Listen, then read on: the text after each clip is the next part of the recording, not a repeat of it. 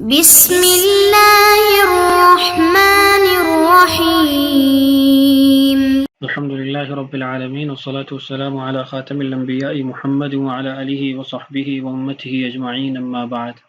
عزیز علماء اکرام، آج کی اس ویڈیو کے اندر ہم سوال نمبر 8 کے تسلسل کو ہی جاری رکھیں گے۔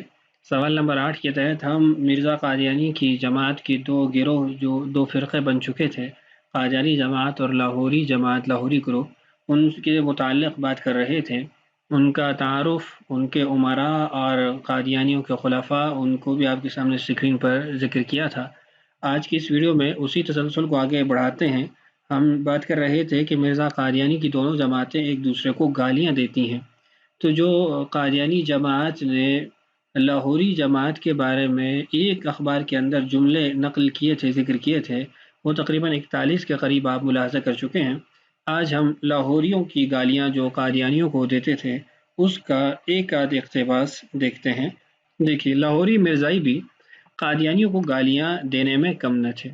ملاحظہ ہو، مولوی محمد علی صاحب لاہوری کا خطبہ جمعہ 19 اکتوبر 1945 ہمارے سامنے ہے۔ یہ خطبہ بھی حسب معمول جماعت احمدیہ اور حضرت امیر المؤمنین ایدہ اللہ تعالی کے خلاف الزامات اور گالیوں سے پر ہے۔ جناب مولوی صاحب کی گالیوں کی شکایت کہاں تک کی جائے، ان کا جوش غیظ و غضب ٹھنڈا ہونے ہی نہیں آتا۔ ہم ان کی گالیاں سنتے سنتے تھک گئے ہیں، مگر وہ گالیاں دیتے نہیں تھکے۔ ہر خطبہ گزشتہ خطبہ سے زیادہ تلخ اور طعن آمیز ہوتا ہے۔ بدگوئی اور بدزبانی اب جناب مولوی صاحب کی عادت ثانیہ بن چکی ہے۔ کوئی بات طعن و تشنیع اور گالی گلوچ کی آمیزش کے سوا کر ہی نہیں سکتے۔ یہ مضمون مندرجہ اخبار الفضل قادیان جلد نمبر 23 اور اس کا نمبر ہے 273، صفحہ نمبر 4 ہے، مورخہ 22 نومبر 1945۔ تو آپ اس سے اندازہ لگائیں کہ لاہوری جماعت کس قدر گالیاں وہ قادیانی جماعت کو دیتی تھی کہ وہ کہتے ہیں کہ ہم سنتے سنتے تھک گئے یا گالیاں دیتے دیتے نہیں تھکا۔ لیکن گالی گلوچ کی بوچھاڑ تو دونوں جماعتوں کی ہی عادت تھی، کبھی ایک سبقت لے جاتی، کبھی دوسری۔ اس فن کی بنیاد خود مرزا قادیانی صاحب کی کتابوں میں رکھی گئی ہے، بس اتباع لازم ہے۔ چونکہ وہ گالیاں دیتا تھا تو آگے ماننے والے بھی پھر خوب گالیاں دے رہے ہیں۔ مرزا محمود نے محمد علی کی گالیوں کی شکایت کی، اب محمد علی کی مرزا محمود کے متعلق شکایت بھی ملاحظہ ہو۔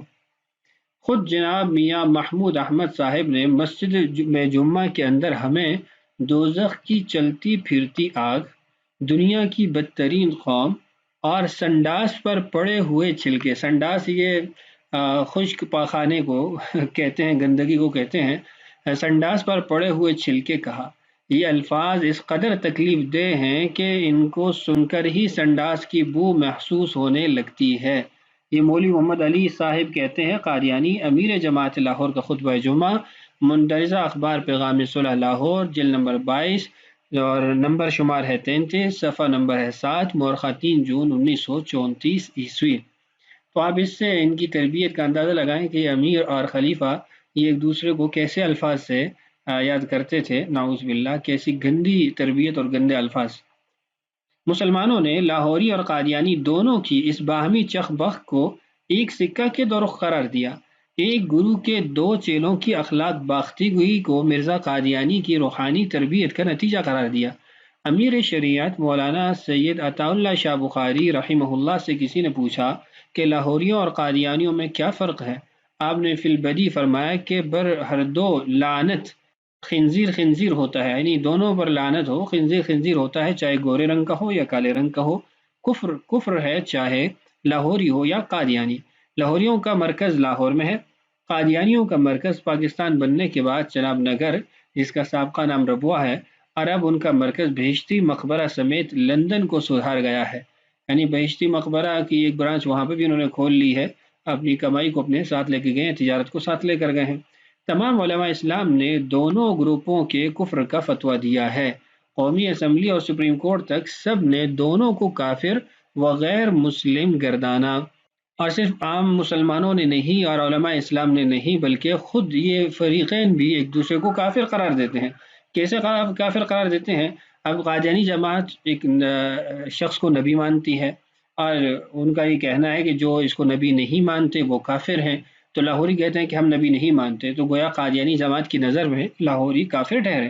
ایسے ہی لاہوری کہتے ہیں کہ ہم مرزا قادیانی کو نبی نہیں مانتے، تو مطلب یہ ہے کہ وہ کسی شخص کو نبوت کا دعوے دار ہو اس کو نبی نہیں مانتے، تو لازمی بات ہے کسی کو نبی ماننے والا ان کی نظر میں کافر ٹھہرے گا، اور قادیانی جماعت وہ مرزا قادیانی کو نبی مانتی ہے، تو غیر نبی کو نبی ماننا کفر ہے اور نبی کو نبی نہ ماننا بھی کفر ہے۔ تو بہر صورت دونوں جماعتیں ایک دوسرے کے فتویٰ کے مطابق کافر ٹھہریں گی، آپس میں بھی ایک دوسرے کو کافر ہی قرار دیں گے۔ اب اگلا سوال جو رہتا ہے وہ یہ ہے کہ لاہوری گروپ کو کافر کیوں کہا جاتا ہے حالانکہ وہ مرزا غلام احمد قادیانی کو نبی نہیں مانتے؟ عبارت جو کتاب میں ہے اس کو بھی پڑھ لیتے ہیں، پھر اس کے بعد میں آپ کے سامنے 10 وجوہات کفر بنوری ٹاؤن کے فتویٰ سے مرتب جو انداز سے موجود ہیں وہ ذکر کر دوں گا۔ دیکھیے، لاہوری گروپ کافر کیوں؟ حضرت صلی اللہ علیہ وسلم کے بعد جو شخص نبوت کا دعویٰ کرے وہ بالاجماع کافر ہے۔ اس کو جو لوگ اپنا امام، مجدد، معمور من اللہ، مہدی، مسیح، ظل نبی تسلیم کریں وہ بھی کافر ہیں۔ یہ پہلی وجہ ہے کہ یہ لوگ اس کو امام مانتے ہیں، مجدد مانتے ہیں، مہدی مانتے ہیں، مسیح موعود مانتے ہیں، حالانکہ وہ ارذل الانسانیہ ہے، تمام کی تمام انسانیت میں گھڑیا ترین فرد ہے۔ حتیٰ کہ مدعی نبوت کو جو لوگ مسلمان سمجھیں بلکہ جو اسے کافر نہ سمجھے وہ بھی کافر ہیں۔ یہی وجہ ہے کہ علماء نے اپنے فتاویٰ میں، عدالتوں نے اپنے فیصلوں میں اور اسمبلی نے اپنے قانون میں قادیانیوں کی طرح لاہوری گروپ کو بھی کافر قرار دیا۔ مرزا قادیانی کی کفریہ دعاوی جن کو لاہوری گروپ بھی صحیح تسلیم کرتا ہے ملاحظہ ہوں۔ سچا خدا وہی خدا ہے جس نے قادیان میں اپنا رسول بھیجا، دافع البلا صفحہ نمبر 11، روحانی خزائن صفحہ نمبر 231 جلد 18۔ یعنی مرزا قادیانی کی جو لاہوری جماعت ہے نا، لاہوری فریق ہے، وہ ان کتابوں کی اشاعت بھی خود کرتا ہے اور ان تمام تر باتوں کو وہ تسلیم کرتا ہے، مانتا ہے، اور حکیم نور الدین کی وفات تک دونوں جو ہے وہ ایک ہی عقیدے پر تھے، ایک ہی نظریے پر تھے، کوئی آپس میں اختلافات نہیں تھے۔ دوسرا، ہمارا دعویٰ ہے کہ ہم نبی اور رسول ہیں، مرزا قادیانی لکھتا ہے، آگے حوالہ بھی موجود ہے، اور یہ لاہوری جماعت اس کو مانتی ہے۔ تیسرا، میری دعوت کی مشکلات میں سے ایک رسالت اور وحی الہی اور مسیح موعود ہونے کا دعویٰ تھا۔ چوتھا دیکھیے، نبی کا نام پانے کے لیے میں ہی مخصوص کیا گیا۔ پانچواں، اس امت میں حضرت صلی اللہ علیہ وسلم کی پیروی کی برکت سے ہزارہ اولیاء ہوئے ہیں، اور ایک وہ یعنی مرزا بھی ہوا جو امتی بھی ہے اور نبی بھی۔ حقیقت الوحی صفحہ نمبر 28 حاشیہ کے اندر، خزائن صفحہ نمبر 30 جلد نمبر 22۔ چھٹا، ہمارے نبی ہونے کے وہی نشانات ہیں جو تورات میں مذکور ہیں، میں کوئی نیا نبی نہیں ہوں، پہلے بھی کئی نبی گزرے ہیں جنہیں تم لوگ سچے مانتے ہو۔ ان حوالہ جات میں مرزا غلام احمد قادیانی کا صراحت کے ساتھ نبوت کا دعویٰ موجود ہے، اور پہلے انبیاء سیدنا آدم علیہ السلام سے لے کر حضرت صلی اللہ علیہ وسلم تک کی طرح نبی ہونے کا مدعی ہے۔ اب نبی کے لیے معجزہ چاہیے، کوئی نبی ایسا نہیں گزرا جس کو اللہ تعالیٰ نے معجزہ نہ دیا ہو۔ مرزا قادیانی نے جب نبوت کا دعویٰ کیا تو اس کے لیے معجزہ چاہیے، چنانچہ وہ اپنے معجزات کے متعلق خود لکھتا ہے، اگر میں یعنی مرزا صاحب معجزہ نہیں تو جھوٹا ہوں، مگر میں تو اس سے بڑھ کر اپنا ثبوت رکھتا ہوں کہ ہزارہ معجزات اب تک ظاہر ہو چکے ہیں، اور خدا تعالیٰ میرے لیے اس کثرت سے نشان دکھلا رہا ہے کہ اگر نوح کے زمانے میں وہ نشان دکھلائے جاتے تو وہ لوگ غرق نہ ہوتے۔ دیکھیے، نبی کے لیے وحی نبوت بھی ہونی چاہیے، مرزا قادیانی اس کے متعلق لکھتا ہے، اور خدا کا کلام اس قدر مجھ پر ہوا ہے کہ اگر وہ تمام لکھا جاوے تو 20 جز سے کم نہیں ہوگا۔ ایسے ہی ان حوالہ جات سے یہ امر پایا ثبوت کو پہنچ گیا کہ مرزا قادیانی نے نبوت کا دعویٰ کیا، اور یہ امر طے شدہ ہے کہ دعوی النبوت بعد نبینا صلی اللہ علیہ وسلم کفر بالاجماع، کہ ہمارے نبی پاک صلی اللہ علیہ وسلم کے بعد دعوی نبوت کرنا یہ بالاجماع کفر ہے۔ حضرت صلی اللہ علیہ وسلم کے بعد جو شخص نبوت کا دعویٰ کرے وہ بالاجماع کفر ہے۔ مرزا کے ان کفریہ دعوی کو لاہوری گروپ بھی صحیح مانتا ہے، اس لیے قادیانیوں کی طرح لاہوری بھی کافر ہیں۔ یعنی مرزا قادیانی کا دعوی نبوت کرنا، دعوی وحی کرنا، دعوی رسالت کرنا، اور مرزا قادیانی کا اپنے آپ کو صاحب معجزہ قرار دینا، یہ تمام تر باتیں کفر پر مشتمل ہیں، کفر کا سبب ہیں، اور مرزا قادیانی کی جو لاہوری جماعت ہے وہ ان تمام تر باتوں کو مانتی ہے، اور میں نے آپ کو بتایا کہ مرزا قادیانی کی کتابوں کی خوب اشاعت بھی کرتی ہے لاہوری جماعت بھی، تو اس لیے یہ لوگ بھی کافر ٹھہریں گے۔ مزید تفصیل کے لیے احتساب قادیانی جلد اول میں مولانا لال حسین اختر رحمہ اللہ کی ترک مرزائیت اور تحفہ قادیانی جلد سوم طبع جدید میں معرکہ لاہور و قادیان از مولانا محمد یوسف لدھیانوی شہید رحمہ اللہ ملاحظہ کریں۔ دونوں کتابوں کا لنک انشاءاللہ آپ کو ڈسکرپشن میں دیا جائے گا، آپ ان کتابوں کو وہاں سے مطالعہ کر سکتے ہیں۔ لاہوریوں کی جو وجوہات کفر ہیں ان کو میں بنا ٹاؤن کے فتوے سے ذکر کر کے پھر اس کے بعد دوبارہ کتاب کی عبارت کی طرف آتا ہوں اور کچھ باتوں کی وضاحت کرتا ہوں۔ لاہوری مرزائی کا کفر سوال آپ کے سامنے اسکرین پر موجود ہے، آپ اس کو ملاحظہ کر لیجئے، میں جواب کی طرف پڑھتا ہوں۔ مرزا غلام احمد قادیانی اپنے دعوی باطلہ کی بنیاد پر قرآن و سنت کی واضح نصوص اور اجماع امت کی بنا پر قطعی کافر اور مرتد ہے۔ انہی وجوہات کی بنا پر مرزا کے ایسے معتقدات کو اپنانے والے، ان کا اتباع کرنے والے یا اس کی تصدیق و تائید کرنے والے یا اس میں کسی قسم کی تعویل کرنے والے بھی باجماع امت کافر اور مرتد ہیں۔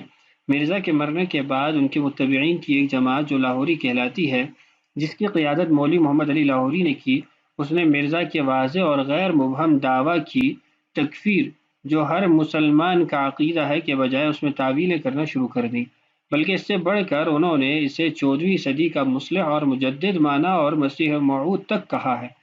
اس کے علاوہ بھی لاہوری گروپ کے بہت سے کفریہ عقائد جو احتساب قادیانیت کے حوالے سے ذیل میں نقل کی جاتی ہیں۔ پہلا، لاہوری مرزائی بھی کافر ہیں، جس کے کئی دلائل ہیں۔ اول یہ کہ مسیح موعود کے متعلق امت کا متفقہ عقیدہ ہے اور احادیث میں بھی اس کی تصریح ہے کہ وہ نبی ہے، مگر لاہوری مرزائی اس کی نبوت سے منکر ہیں، اس بنا پر وہ بھی کافر ہیں۔ دوم، امت کا اجماع ہے اور قرآن و حدیث اس بات پر متفق ہیں کہ آنے والے مسیح عیسیٰ بن مریم علیہ السلام ہے، ایسے قطعیات کا منکر کافر ہے۔